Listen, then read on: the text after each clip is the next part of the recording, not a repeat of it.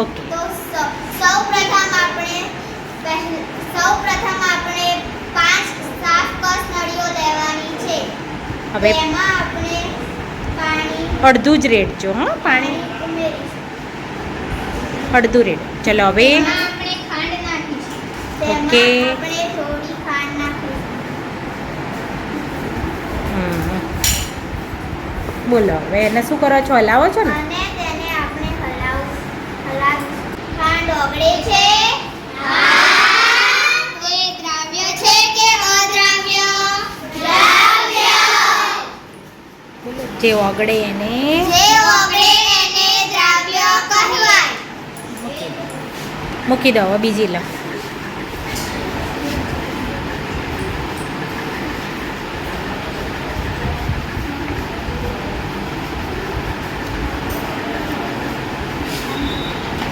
હવે આપણે મીઠાની કસોટી કરીશું. સૌપ્રથમ તેમાં અડધું પાણી નાખીશું.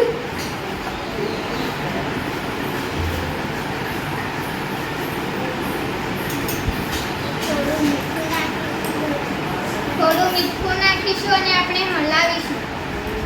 પેલો તમારે જોવાનું છે. હા ભાઈ, ઓગળી જાય છે કે નથી ઓગળતું. ઓગળે છે?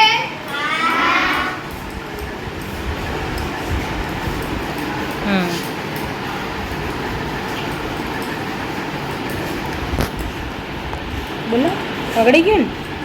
મીઠું ઓગળે છે તેને આપણે શું કહીશું?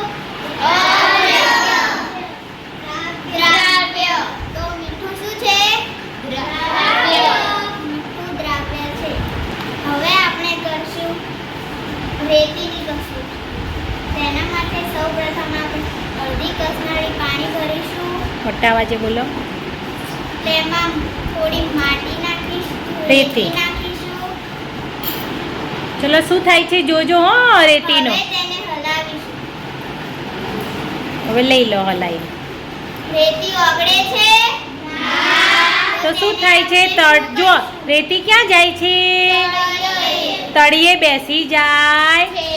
ઓગળતી નથી. તો તેને આપણે શું કહીશું? અદ્રાવ્ય.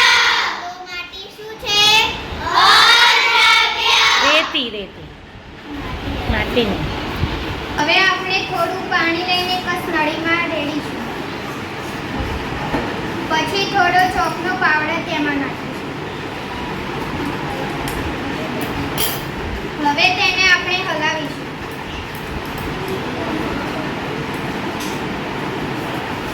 છે બધો તળિયે? તો એને શું કહેવાય? અદ્રાવ્ય. હવે આપણે કરીશું લાકડાના વેરની કસોટી. તેના માટે સૌપ્રથમ આપણે અડધી કસનળી પાણી ભરીશું. થોડું મોટેથી બોલ સેજલ. તેમાં લાકડાનો વેર નાખીશું. હવે તેને હલાવીશું.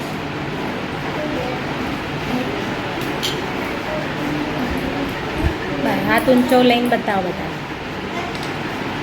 શું લાકડું ઓગળે છે? તો તેને આપણે શું કહીશું? અદ્રાવ્ય. તો લાકડું અદ્રાવ્ય છે. એટલે જે ઓગળે એને કેવો પદાર્થ કહેવાય? અને જે ના ઓગળે એને? તો સમજ પડી ગઈ?